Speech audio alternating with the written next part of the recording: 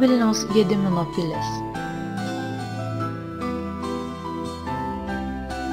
Gedimino sapnas.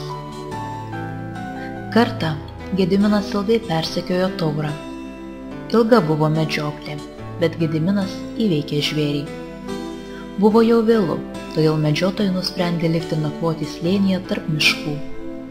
Užmigęs Gediminas susapnavo, kad toje vietoje, kur nukovė Taurą, pasirodė milžiniškas vilkas, sušarvavęs geležiniais šarvais. Žvėris pakėlė galvą į mėnulį ir pradėjo garsiai staugti, lyg 100 vilkų. Tais laikais lietuviai tikėjo stebuklinga sapnų galia ir manė, kad taip dievai nori patarti ar perspėti. Gediminas pakvietė išmintingąjį krivį Lizdeiką. Tas ilgai būrė iš ugnies ir vandens ir taip išaiškino sapną. Geležinis vilkas reiškia, kad toje vietoje turi būti pastatyta pilis ir miestas. Taigi kunigaikštis Gediminas tuoj ėmė statyti pilį, kurioje pats apsigyveno, o šalia jos pradėjo kurtis miestas, sostinė Vilnius.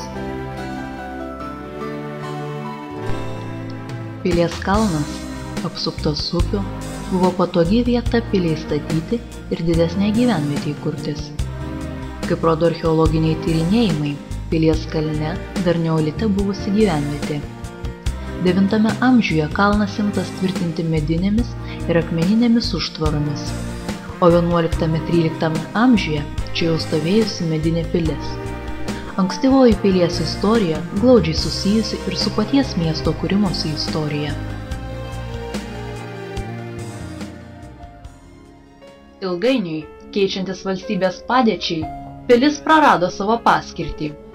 1610–1613 metais pilies rūsiuose veikė kalėjimas, o gaisrai ir karai, po kurių ji nebuvo remontuojama, pilį niokojo. Lietuvai atkūrus valstybę, 1919 sausio 1 dieną pirmą kartą Gedimino pilies bokšte buvo iškelta Lietuvos vėliava. Deja, neilgam. Vilniaus kraštas buvo okupuotas Lenkų ir tik 1939 metais spalio 29 dieną pilies bokšte vėl suplevėsavo Lietuvos trispalvė. Antrojo pasaulinio karo metu gerokai nukentėjo vakarinis pilies bokštas. Po karo, nors Lietuva buvo okupuota Sovietų Sąjungos, bokštas buvo atstatytas ir 1960 metais sutvarkius kalno teritoriją, konservavus kitų pilies statinių fragmentus, vakariniame bokšte buvo atidarytas pilies muziejus. Prasidėjus Lietuvos tautiniam atgimimui, 1988 m. spalio 7 dieną pilies bokšte vėl iškelta Lietuvos vėliava. Nuo bokšto viršuje įrengtos apžvalgos aikštelės atsiveria nuostabi nepriklausomos Lietuvos sostinės panorama. Pilies bokštas su Lietuvos valstybės vėliava tapo tautos kovų už nepriklausomybę ir valstybingumą simboliu. Šiandien tai ne tik Vilniaus miesto simbolis, bet ir gausiai turistų lankomas muziejinis objektas.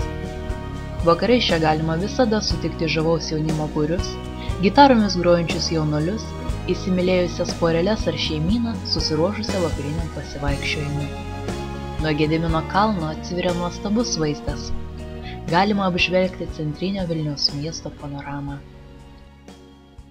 Ačiū už dėmesį.